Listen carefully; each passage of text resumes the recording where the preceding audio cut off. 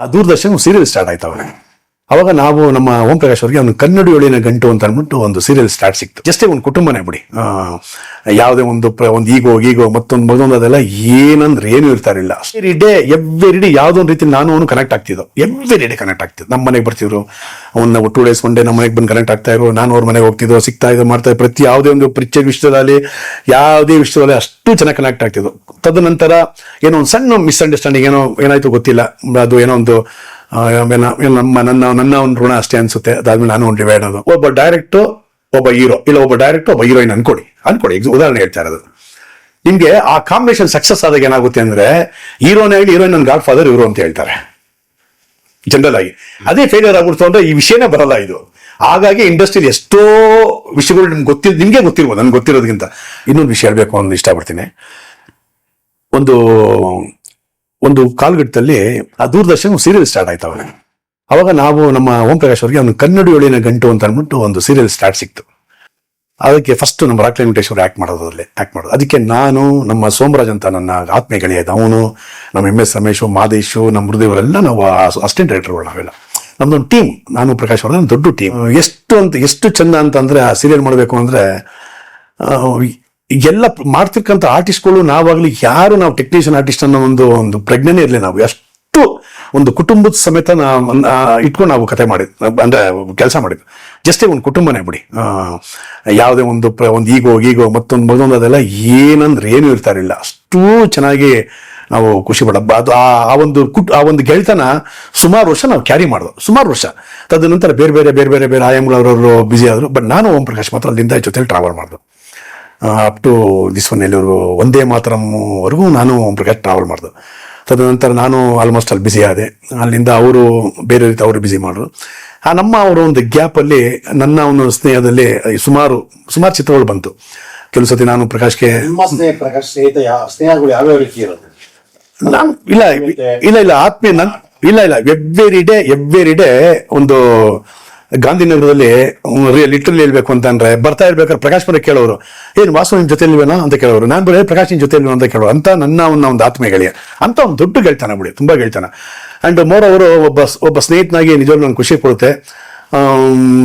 ಅಂದ್ರೆ every day ಯಾವುದೋ ಒಂದು ರೀತಿ ನಾನು ಅವನು ಕನೆಕ್ಟ್ ಆಗ್ತಿದ್ದೋ, ಎವ್ರಿ ಡೇ ಕನೆಕ್ಟ್ ಆಗ್ತಿದ್ದು. ನಮ್ಮ ಮನೆಗೆ ಬರ್ತಿದ್ರು, ಅವನ್ನ 2 days 1 day ನಮ್ಮ ಮನೆಗೆ ಬಂದು ಕನೆಕ್ಟ್ ಆಗ್ತಾ ಇರೋ, ನಾನು ಅವ್ರ ಮನೆಗೆ ಹೋಗ್ತಿದ್ದೋ, ಸಿಗ್ತಾ ಇದ್ದೋ, ಮಾಡ್ತಾ ಇದ್ದೆ. ಪ್ರತಿ ಯಾವುದೇ ಒಂದು ಪರಿಚಯ ವಿಷಯದಲ್ಲಿ ಯಾವುದೇ ವಿಷಯದಲ್ಲಿ ಅಷ್ಟು ಚೆನ್ನಾಗಿ ಕನೆಕ್ಟ್ ಆಗ್ತಿದ್ದು. ತದನಂತರ ಏನೋ ಒಂದು ಸಣ್ಣ ಮಿಸ್ಅಂಡರ್ಸ್ಟ್ಯಾಂಡಿಂಗ್ ಏನಾಯ್ತು ಗೊತ್ತಿಲ್ಲ, ಅದು ಏನೋ ಒಂದು ನನ್ನ ಒಂದು ಋಣ ಅಷ್ಟೇ ಅನ್ಸುತ್ತೆ. ಅದಾದ್ಮೇಲೆ ನಾನು ಒಂದು ಡಿವೈಡ್ ಅದು ಅಥವಾ ಸುಮಾರು ವರ್ಷಗಳಾಯ್ತು. ಇನ್ಸಿಡೆಂಟ್ ಅಂದ್ರೆ ಯಾವ್ದೊಂದು ಪರ್ಸನಲ್ ಯಾವ್ದೊಂದು ವೈಯಕ್ತಿಕ ವಿಷಯದಲ್ಲಿ ಸಣ್ಣ ಇದಾಯ್ತು ಅಲ್ಲ, ಅದೆಲ್ಲ ವೈಯಕ್ತಿಕ ವಿಷಯಗಳು. ಅದೆಲ್ಲ ಯಾವ್ದೊಂದು ಇನ್ಸಿಡೆಂಟ್ ಅಲ್ಲಿ ನೀನು ಹಿಂಗ್ ಮಾಡ್ದೆ ಹಂಗ್ ಮಾಡಿದೆ, ನಾನು ಹಂಗೆ ಮಾಡಿಲ್ಲ ಪ್ರಕಾಶ್ ಅಂತ ಹೇಳಿ, ಇಲ್ಲ ನೀನು ಹಂಗೆ ಮಾಡಿದೆ ಅಂತ ಆ ವಿಷಯದಲ್ಲಿ ನನ್ನ ಅವನಿಗೆ ಕಿರಿಕಾದ ಏನ್ ವಿಷಯ ಇಷ್ಟೇನೇ ಇಲ್ಲ. ಆ ಟೈಮಲ್ಲಿ ಒಂದು ನಮ್ಮ ಓಂ ಪ್ರಕಾಶ್ ಅವ್ರ ಮ್ಯಾರೇಜ್ ಆದ್ರು, ಯಾವುದೋ ಒಂದು ಭವ್ಯ ಅಂತ ಒಂದು ಹುಡುಗಿನ ಮದುವೆ ಆದ್ರು. ಆ ಟೈಮಲ್ಲಿ ಪಾಪ ನನಗೆ ಎವ್ರಿ ಡೇ ದಿನ ಅವ್ರ ತಾಯಿ ಫೋನ್ ಮಾಡೋರು, ಏನು ಓಂ ಪ್ರಕಾಶ್ ಇಲ್ಲ, ನಾನು ಪ್ರಕಾಶ್ ಕ್ಲೋಸ್ ಇರೋದ್ರಿಂದ ಪಾಪ ಫೋನ್ ಮಾಡೋರು, ಸುಮಾರು ಜನ ನಂಗೆ ಫೋನ್ ಮಾಡೋರು. ಒಂದಿನ ಪ್ರಕಾಶ್ ಫೋನ್ ಮಾಡ್ದಂಗೆ ಬೈದು, ಏನು ಪ್ರಕಾಶ್ ಹಿಂಗೆಲ್ಲ ಮಾಡ್ತೀವಿ, ಸುಮಾರು ಜನ ಕಾಲ್ ಮಾಡ್ತಿದ್ದಾರೆ ಕಣೋ, ಹಿಂಗೆಲ್ಲ ಮಾಡೋದು ತಪ್ಪು ಕಣೋ, ಹಾಗೆ ಹೀಗೆ ಅಂತ ಏನೋ ಹೇಳಿದೆ. ಅಷ್ಟಕ್ಕೆ ಅವ್ನಿಗೆ ಏನು ಅನ್ನಿಸ್ತಾ, ಏನೋ ಬೇಡ ಬಿಡಿ ಸವಾಸ ಬೇಡ ಅಂದ್ಬಿಟ್ಟು ನನ್ನನ್ನು ಬಿಟ್ಟಾಗ್ತಾ ಅವನು. ಆಮೇಲೆ ನಾನು ಮತ್ತೆ ಟ್ರೈ ಮಾಡಿದೆ, ಮತ್ತೆ ಸಿಕ್ಲಿಲ್ಲ ನನಗೆ. ಅದಾದ್ಮೇಲೆ ಆಯ್ತು ಬಿಡು, ನಾನು ಸುಮ್ಮನೆ ಆಗ್ಬಿಟ್ಟೆ. ಆತ್ಮೀಯ ಗೆಳೆಯರು, ಮೊದಲೇ ಮದುವೆ ರೇಖಾದಾಸ್ ಮದುವೆ ಆಗೋ ಹೋಗ್ಲು ಓಂ ಪ್ರಕಾಶ್ ಜೊತೆ ಇದ್ರಿ. ಭವ್ಯನ ಮದುವೆ ಆಗ್ಬೇಕಾದ್ರೂ ವಾಸು ಜೊತೆಲಿ ಇದ್ರು.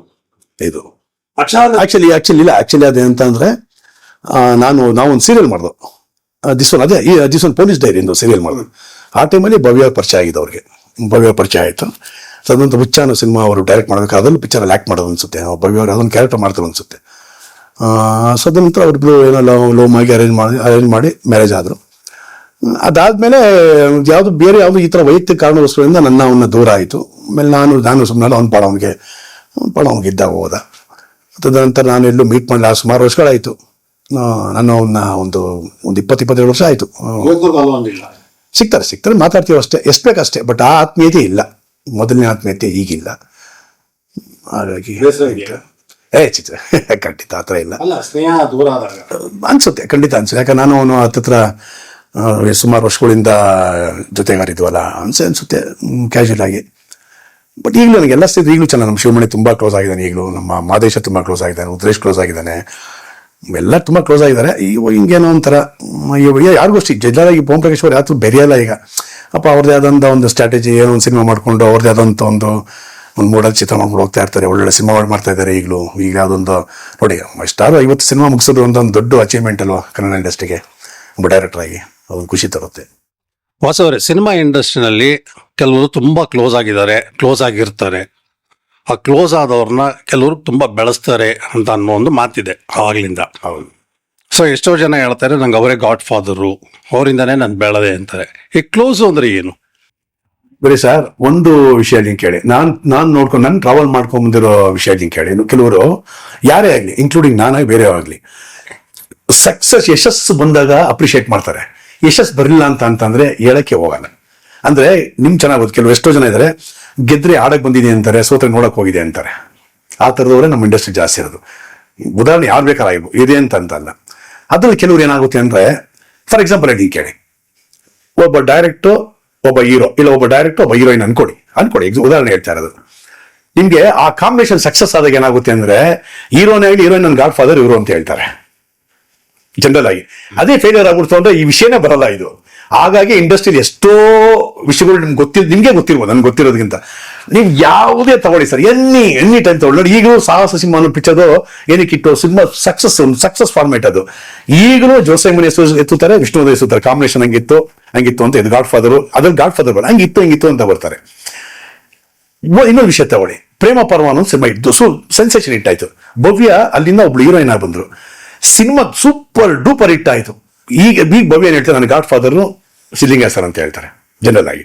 ತದನಂತರ ಆಗ ಬನ್ನಿ, ವಿಷ್ಣು ಸರ್ ಜೊತೆ ಸುಮಾರು ಪಿಕ್ಚರ್ ಭವ್ಯ ಆಕ್ಟ್ ಮಾಡೋದು, ದ್ವಾರಕೀಶ್ ಸರ್ ಸುಮಾರು ಪಿಕ್ಚರ್, ಎಲ್ಲ ಸಿನಿಮಾ ಇಟ್ಟು ಆಲ್ಮೋಸ್ಟ್ ಅಲ್ಲಿ ಹಿಂದಿಂದ ಬ್ಯಾಕ್ ಟು ಬ್ಯಾಕ್ ಇಟ್ಟು. ಏನ್ ಹೇಳ್ತಾರೆ ಅಂತ ಅಂದ್ರೆ, ಅದೇ ಭವ್ಯ ಮೇಡಮ್ ಇಲ್ಲ ನನ್ನ ಗಾಡ್ ಫಾದರ್ ಇವರು ಅಂತಾರೆ. ಇವಾಗ ಅದು ಆಬ್ವಿಯಸ್ಲಿ ಸಪೋಸ್ ಟು ಬಿ. ಅದೇ ಪಿಕ್ಚರ್ ಏನು ಫೇಲರ್ ಆಯ್ತು ಅಂದ್ರೆ ಬರಲ್ಲ, ಅದು ಬರಲ್ಲ ಅದೆಲ್ಲ. ಅದು ಹಾಗಾಗಿ ಒಂದು ಉದಾಹರಣೆ ಹೇಳ್ತಾ ಇದ್ದೇವೆ ಸರ್, ಯಾರು ಬೇಕಾದ್ರೂ ಆಗಿರ್ಬೋದು. ಇವಾಗ ವಿಷ್ಣು ಸರ್ ಪಿ ವಾಸ್ ಅವ್ರ ಕಾಂಬಿನೇಷನ್ ತುಂಬಾ ಚೆನ್ನಾಗಿತ್ತು. ಆಲ್ಮೋಸ್ಟ್ ಎಲ್ಲ ಪಿಕ್ಚರ್ಸ್ ಟಕ ಹಿಂದಿಂದ ಇಟ್ಟಿಟ್ಟು. ಅವಾಗ ಏನಾಗುತ್ತೆ ಅಂದ್ರೆ ಆ ಒಂದು ಕೋಆರ್ಡಿನೇಷನ್ ಚೆನ್ನಾಗಿರ್ತದಲ್ಲ, ಹೋಗ್ತಾ ಇದೆ ಅಂತ ಅಂತಾರೆ. ಸಣ್ಣ ನಂದು ಅಂತ ತಗೊಳ್ಳಿ, ಫಾರ್ ಎಕ್ಸಾಂಪಲ್ ನಂದು ಶಿಷ್ಯ ಅನ್ನೋ ಸಿನಿಮಾ, ನಾನು ಶಿಷ್ಯ ಅನ್ನೋ ಸಿನಿಮಾ ಮಾಡಿದೆ. ಶಿಷ್ಯ ಅನ್ನೋ ಸಿನಿಮಾಗೆ ದೀಪಕ್ ಅಂತ ಒಬ್ಬ ನಮ್ಮ ಬಾಮಾರೀಶ್ ಅವರ ಚಿಕ್ಕ ಮಗ, ನಮ್ಮ ಹೀರೋ ಅಂತ ಫಸ್ಟ್ ಲಾಂಚ್ ಮಾಡೋದು. ನಾವು ಉದಾಹರಣೆ ಹೇಳ್ತಾ ಇರೋದು, ಲಾಂಚ್ ಮಾಡಿದ್ರು. ಅದಕ್ಕೆ ಫಸ್ಟ್ ಅವ್ರು ಮೆಜೆಸ್ಟಿಕ್ ಅನ್ನೋ ಸಿನಿಮಾ ಆಕ್ಟ್ ಮಾಡ್ಬೇಕಾಯ್ತು. ಕಾರಣಾಂತರ ಅವ್ರು ಏನೋ ಟೈಮಲ್ಲಿ ಆಕ್ಟ್ ಮಾಡಲ್ಲ. ತಪ್ಪ ಅವರು ಡೆಬ್ಯೂ, ನನ್ನ ಫಸ್ಟ್ ಪಿಕ್ಚರ್ ಶಿಷ್ಯ ಇಟ್ಟಾಯ್ತು. ಶಿಷ್ಯ ಈಗಲೂ ಈಗ ಎಲ್ಲೂ ದೀಪಕ್ ಎಲ್ಲೋ ಹೋದ್ರು ಈಗಲೂ ನನ್ನ god father victory Vasu sir ಅಂತ ಹೇಳ್ತಾರೆ. ಬಿಕಾಸ್ ಆಫ್ ಯಶಸ್ ಅನ್ನೋದು ಹಿಂದೆಡೆ ಕೂತಿದೆ ಅಲ್ವಾ ಸರ್. ಅದೇ ಅಪ್ಪಿತಪ್ಪ ಪಿಕ್ಚರ್ ಫ್ಲಾಪ್ ಆಗಿದ್ರೆ ಅದೇನು ಬರ್ತಾ ಇರಲಿಲ್ಲ. ಅದು ಹಾಗೆ ಎಲ್ಲ ಡೈರೆಕ್ಟು, ಎಲ್ಲ ಹೀರೋಯಿನ್, ಎಲ್ಲ ಹೀರೋ, ಎಲ್ಲ ಡೈರೆಕ್ಟು, ಎಲ್ಲ ಪ್ರೊಡ್ಯೂಸರ್, ಇದೆಲ್ಲ ಒಂದು ಸರ್ಕಲ್ ಯಶಸ್ ಅಂತ ಬಂದಾಗ ಪ್ರತಿಯೊಬ್ಬರು ಅವ್ರು ನೆನ್ಸ್ಕೋತಾರೆ, ಗಾಡ್ ಫಾದರ್ ಮತ್ತೊಬ್ಬರು ಅಂತ ಅಂತಾರೆ. ಹಾಗಾಗಿ ಹಂಗೆ ಹೋಗ್ತಾ ಇರ್ತದೆ. ಚೆನ್ನಾಗಿದ್ದಾಗ ಓಕೆ, ಗಾಡ್ ಫಾದರು, ಆತ್ಮೀಯ, ಸ್ನೇಹಿತ, ಹೌದು, ಎಲ್ಲ ಇರುತ್ತೆ. ಸತ್ಯ ಅವರಿಬ್ಬರು ನಡುವೆ ಗಲಾಟೆ ಆಗುತ್ತೆ. ಫಾರ್ ಎಕ್ಸಾಂಪಲ್ ಹೇಳ್ಬೇಕು ಅಂತಂದ್ರೆ, ಈಗ ಉದಾಹರಣೆಗೆ ತಗೋಬೇಕು ಅಂದ್ರೆ, ನಿಮ್ದು ಓಂ ಪ್ರಕಾಶನೇ ಯಾವ್ದೋ ಒಂದು ಇನ್ಸಿಡೆಂಟ್ ಅಲ್ಲಿ ಇಬ್ರು ದೂರ ಆದ್ರಿ, 20-23 ವರ್ಷದಿಂದ ನೀವು ಮಾತಾಡಿಲ್ಲ ಅಂತ ಇನ್ಸಿಡೆಂಟ್ಸ್ ಕೂಡ ಆಗೋಗ್ಬಿಡ್ತವೆ. ಹೌದು, ಸತ್ಯ. ಈಗ ವಿಷ್ಣುವರ್ಧನ್ ದ್ವಾರಕೀಶ್ ಆಗಿರ್ಬೋದು, ಎಷ್ಟು ಸತಿ ಗಲಾಟೆ ಆಗಿಲ್ಲ. ಅಯ್ಯೋ ಬಾಬಾ, ತುಂಬಾ ಆಗಿದೆ, ತುಂಬಾ ಆಗಿದೆ. ಅದೇ ಸರ್, ಏನಂದ್ರೆ ನೋಡಿ, ಇಲ್ಲಿ ಏನಂದ್ರೆ ಈಗೋ ಕೆಲಸ ಮಾಡ್ತದೆ. ಅಂದ್ರೆ ನಾನು ಅನ್ನೋ ಒಂದು ಪದ ಇದೆ ಗೊತ್ತಾ, ಅದು ಒಂಥರ ನಾಟಕ ತರ ಪ್ಲೇ ಮಾಡ್ತಾ ಇರ್ತದೆ. ಹಾಗಾಗಿ ಅದನ್ನ ಎಲ್ಲ ಹೀರೋ, ಎಲ್ಲ ಡೈರೆಕ್ಟರ್, ಎಲ್ಲ ಪ್ರೊಡ್ಯೂಸರ್ ಇದ್ದಿದ್ದೇ ಬಿಡಿ, ಅದೆಲ್ಲ ಅದು ತಪ್ಸಕ್ಕಾಗಲ್ಲ. ಯಾವಾಗ ಯಶಸ್ಸು ಅನ್ನೋದು ಮದ ಇರ್ತದೋ ಆವಾಗ ಆಟೋಮೆಟಿಕ್ ಪ್ರತಿಯೊಬ್ಬರು ಕಂಡ್ರೆ. ಅದಕ್ಕೆ ನಮ್ಮ ಟೈಗರ್ ಪ್ರಭಾಕರ್ ಮಾತಾಡೋರು ನಿಜ ನನಗೆ ಈಗಲೂ ಜ್ಞಾಪಕ ಬರ್ತದೆ. ವಾಸು, ಯಶಸ್ಸು ಬಂದಾಗ ಅದನ್ನ ಇಲ್ಲಿ ಇಟ್ಕೋಬಾರ್ದು, ಇಲ್ಲಿ ಇಟ್ಕೋಬೇಕು, ಇಲ್ಲಿಟ್ಟರೆ ಹುಚ್ಚ ಆಗ್ಬಿಡ್ತಾನೆ ಅವನು, ಅದನ್ನ ಕಂಟ್ರೋಲ್ ಮಾಡ್ಕೋಬೇಕು ಅಂತ ರಜನಿಕಾಂತ್ ಸರ್ ಒಂದು ಎಕ್ಸಾಂಪಲ್ ಕೊಡೋರು. ರಜನಿಕಾಂತ್ ಸರ್ ಎಷ್ಟೇ ಸಕ್ಸಸ್ ಆಗಲಿ ಅದನ್ನ ಅವ್ರಿಗೆ ಮೈ ಮರೀತಿರಲಿಲ್ಲ. ಅದನ್ನ ಸಕ್ಸಸ್ ಬಂದ ತಕ್ಷಣ ಅವ್ರಿಗೆ ದುಃಖ ಆಗದಂತೆ, ಯಾಕೆ ಸಕ್ಸಸ್ ಬಂತು ಅಂತ ಅಂದ್ಬಿಟ್ಟು ಅದನ್ನ ಹಂಗೆ ಕಂಪ್ರೆಸ್ ಮಾಡೋರಂತೆ. ಆ ಥರ ಹಂಗಿದ್ದಾಗ ಮಾತ್ರ ಒಬ್ಬ ನಟ ಏನೇ ಬಂದ್ರು ಸಹಿಸ್ಕೊಂಡು ಹೋಗ್ತಾ ಇರ್ತಾನೆ ಅನ್ನೋ ಥರ ಒಂದು ಎಕ್ಸಾಂಪಲ್ ಕೊಡೋರು ನಂಗೆ ಪ್ರಭಾಕರ್ ಸರ್. ಸೊ ನೀವು ನೋಡಿದಂಗೆ ಸಕ್ಸಸ್ ಫೇಲ್ಯೂರ್ ಆಗಿರೋಂಥ ಇಂಡಸ್ಟ್ರಿ ಪರ್ಸನಾಲಿಟೀಸ್ಗಳು ಯಾರ್ಯಾರು? ನಾನು ಹೇಳಿದೆ ವಿಷ್ಣುವರ್ಧನ್, ಫಾರ್ ಎಕ್ಸಾಂಪಲ್ ಸರ್ ಹೇಳಿ ಕೇಳಿ, ಸಕ್ಸಸ್ ಫೇಲ್ಯೂರ್ ಅನ್ನೋದಕ್ಕೆ ಎಲ್ಲ ಪ್ರತಿಯೊಂದು ವಿಭಾಗದಲ್ಲೂ, ಪ್ರತಿಯೊಬ್ಬ ಡೈರೆಕ್ಟರ್ಲು, ಪ್ರತಿಯೊಬ್ಬ ಪ್ರೊಡ್ಯೂಸರ್ಲು, ಪ್ರತಿಯೊಬ್ಬ ಹೀರೋಲು, ಪ್ರತಿಯೊಬ್ಬ ಕೋ ಸ್ಟಾರ್ಸ್ ಅಲ್ಲೂ ಇದು ಇದ್ದಿದ್ದೆ. ಕೆಲವು ಸಲ ಫಾರ್ ಎಕ್ಸಾಂಪಲ್ ಬೇರೆ ನಂದೇ ಎಕ್ಸಾಂಪಲ್ ತಗೊಳ್ಳಿ. ನಾನು ಅಷ್ಟು ಸಿನಿಮಾ ದೊಡ್ಡ ದೊಡ್ಡ ಟಾಪ್ ಪಿಕ್ಚರ್ಸ್ ಕೂಡ ಕೋಡೈರೆಕ್ಟರ್ ಕೆಲಸ ಮಾಡ್ಕೊಂಬಂದ. ನಾನು ಅಷ್ಟು busiest codirector Kannada film industry victory Vasu ಅಂತಾರೆ. ಅಷ್ಟು ಸಿನಿಮಾ ನಾನು ಕೆಲಸ ಮಾಡ್ತೀನಿ ವೀರೇಶ್, ಅಷ್ಟು ಸಿನಿಮಾ. ಒಂದು ದಿನ ಫ್ರೀ ಇದ್ದಿದೆ ಇಲ್ಲ ಬಿಡಿ, ನನಗೆ ಗೊತ್ತಿಲ್ಲ. ನಂಗೆ ಎಷ್ಟು ಡೈರೆಕ್ಟರ್ಸ್ ಕರೆಯೋರು, ಡಿ ಬಾಬು ಸರ್ ಕರೆಯೋರು, ಬಾ ವರ್ಕ್ ಮಾಡೋಗ್ಬಿಟ್ಟು, ಭಾರ್ಗವ ಸರ್ ಕರೆಯೋರು. ನಂಗೆ ಆ ಟೈಮ್ ಸಿಗ್ತಾ ಇಲ್ಲ. ಇಂಥ ಒಬ್ಬ ಕೋಡೈರೆಕ್ಟರ್ ಕೆಲಸ ಮಾಡ್ಕೊಂಡು ನಾನು ಬರ್ಬೇಕಾದ್ರೆ ಪುಟ್ಮಲ್ಲಿ ಏನು ಚಿತ್ರ ನಾನು ಫಸ್ಟ್ ಡೆಬ್ಯೂ ನಾನು ಡೈರೆಕ್ಟ್ ಮಾಡಿದೆ. ಅಷ್ಟು ಜನ ಕ್ಯಾಸ್ಟಿಂಗ್. ನಿಮ್ಗೆ ನಮ್ದು ಇದು Malashri, Sai Kumar, B Sarojadevi, Kalyan Kumar, Rajeev Tamil villain, disco Shanti, Babita, silk Smitha, ಇವನು ನಮ್ಮ ತೌಕಲೆ ಅಂದ್ಬಿಟ್ಟು ಅವನು ನಮ್ಮ ರಬಿಗೆ ತುಂಬಾ ದೊಡ್ಡ ಬಳಗ ಬಿಡಿ ಅಂತ ಸಿನಿಮಾ ಫೇಲ್ ಆಗ್ಬಿಡ್ತು. ಏನ್ ಮಾಡ್ತೀರಾ? ಫೇಲ್ಯೂರ್ ಆಗ್ಬಿಡ್ತು. ಎಷ್ಟು ಹೊಟ್ಟೆ ಉರಿತದೆ ನಮ್ಗೆ. ನಾವೇನ್ ಅನ್ಕೋಬೇಕು ಹೇಳಿ? ಅದು ಯಶಸ್ಸು ನಮ್ಗೆ ಗೊತ್ತಿಲ್ಲ. ಫೇಲ್ ಆಗ್ಬೇಕಾದ್ರೆ ನನ್ಗೆ ಅನ್ಕೊಂಡು ಏನಪ್ಪ ಇದು ಫಸ್ಟ್ ಪಿಕ್ಚರ್ ನಂಗೆ ಈ ತರ ಫೇಲ್ಯೂರ್ ಆಗ್ಬಿಟ್ಟು ಏನೇ ಮಾಡೋದು ಅನ್ಕೊಂಡೆ. ಸೊ ದೇವ್ರು ಅದಕ್ಕೆ ಇನ್ಮೇಟ್ ಅವ್ನು ತಕ್ಷಣ ಸೆಂಟ್ರಲ್ ಜನ ಸಿನಿಮಾ ಒಂದು ದೊಡ್ಡ ಸಕ್ಸಸ್ ಕೊಟ್ಟ. ಹಾಗೆ ನಾವು ಗೊತ್ತಾಗಲ್ಲ, ಅದು ನಮ್ಮ ಕೈಲಿಲ್ಲ. ಯೂಶುವಲ್ ಆಗಿ ಫೇಲ್ಯೂರ್ ಸಕ್ಸಸ್ ನಮ್ಮ ಕೈಲಿಲ್ಲ. ಪ್ರತಿಯೊಂದು ಕಲಾವಿದರು ಬರ್ತಾ ಇರ್ತದೆ, ನಮ್ಮ ಡೈರೆಕ್ಟರ್ ಬರ್ತಾ ಇರ್ತದೆ. ಅದನ್ನ ಆ ಕಾಲದ ತಕ್ಕನಂಗೆ ಅದನ್ನ ಮೆಟ್ಟಿ ನಿಂತ್ಕೊಂಡು ಹೋಗ್ತಾ ಇರಬೇಕು ಸರ್. ಆತ್ಮೀಯತೆ ಒಂದಾಗಿರೋದ್ರಲ್ಲಿ ನಾನು ಫಸ್ಟ್ ನೋಡಿದ್ದು ನನ್ನ ಒಂದು ಕೆರೆಯಲ್ಲಿ ನಮ್ಮ ಏಟಿರಿಗೂ ಅಂಬರೀಷ್ ಅವ್ರನ್ನ ಅವಾಗ ಆಗಿನ ಕಾಲಘಟ್ಟದಲ್ಲಿ ಏಟಿರವರು ತುಂಬಾ ಶಿಸ್ತಿನ ಸಿಪಾಯಿ, ತುಂಬಾ ದೊಡ್ಡ ಪಿಕ್ಚರ್ ಕೊಡೋರು ಕೆಲಸ ಮಾಡೋರು. ಅವಾಗ ಅಂಬರೀಷ್ ಅವ್ರು ರೆಕಮೆಂಡ್ ಮಾಡಿ ಒಂದು ಚಿತ್ರ ಕೊಡಿಸ್ತಾರೆ, ನ್ಯಾಯ ನೀತಿ ಧರ್ಮ ಅಂತ ಒಂದು ಚಿತ್ರ ಕೊಡಿಸ್ತಾರೆ ಏಟಿರವ್ ಅವ್ರಿಗೆ. ಅಲ್ಲಿಂದ ಟಿಲ್ ಅವರು ಅಪ್ ಟು ನಾನು ಇದು ಬೇಟೆಗಾರ ಅನ್ನೋ ಸಿನಿಮಾ ಹತ್ತತ್ರ ಅವರ ಒಂದು ಸ್ಪ್ಯಾನ್ ಅಲ್ಲಿ ಒಂದು 35 ವರ್ಷ ಟ್ರಾವೆಲ್ ಆಗಿರ್ಬೋದು. ಅಲ್ಲಿಂದ ಅಲ್ಲಿವರೆಗೂ ಎಷ್ಟು ಆತ್ಮೀಯತೆ ಆಗಿದ್ದರು ಅಂತಂದ್ರೆ ಸರ್ ನಿಮ್ಗೆ ಗೊತ್ತಿಲ್ಲ.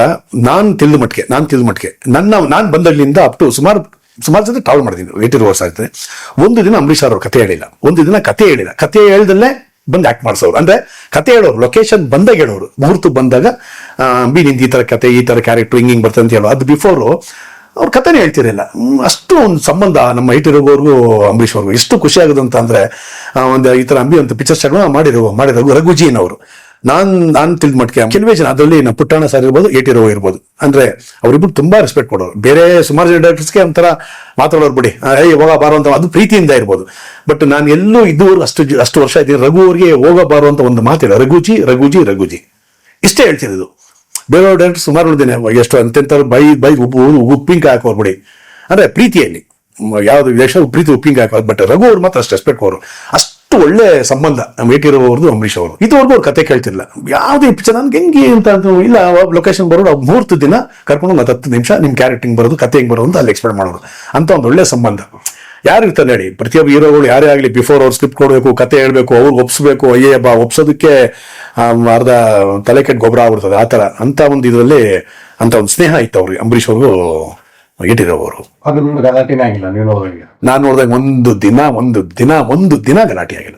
ನಾನು ತಿಳ್ಕೊಂಡು ಒಂದು ದಿನ ಅಂದ್ರೆ ಅದೇ ನೋಡಿ, ನಾವೆಲ್ಲ ಕೆಲಸ ಕಲ್ತೀವಿ ಹೆಂಗಂದ್ರೆ ನಮ್ಮ ಇಟ್ಟಿರೋರು ಅಷ್ಟೇ ಎಷ್ಟು ಚೆನ್ನಾಗಿ ಶೆಡ್ಯೂಲ್ ಬ್ರೇಕ್ ಡೌನ್ ಮಾಡೋರು ಅಂತ ಅಂದ್ರೆ ಎಷ್ಟು ಖುಷಿ ಆಗುತ್ತೆ ಅಂದ್ರೆ. ಅಂಬರೀಷ್ ಅವ್ರಿಗೆ ಹೇಳೋರು, ನೀವು ಎಷ್ಟು ಗಂಟೆ ಬನ್ನಿ ಸರ್ ಪರವಾಗಿಲ್ಲ ಅನ್ನೋರು. ಅಂಬರೀಷ್ ಅವರು 10:30 11 ಗಂಟೆ ಬರೋರು. ಬಂದಿದ ತಕ್ಷಣ ಅವ್ರ ಪೋರ್ಷನ್ ಬಿಫೋರ್ ಎಲ್ಲ ಪೋರ್ಷನ್ಸ್ ಎಲ್ಲ ಶೂಟ್ ಮಾಡ್ಕೊಂಡಿರೋರು.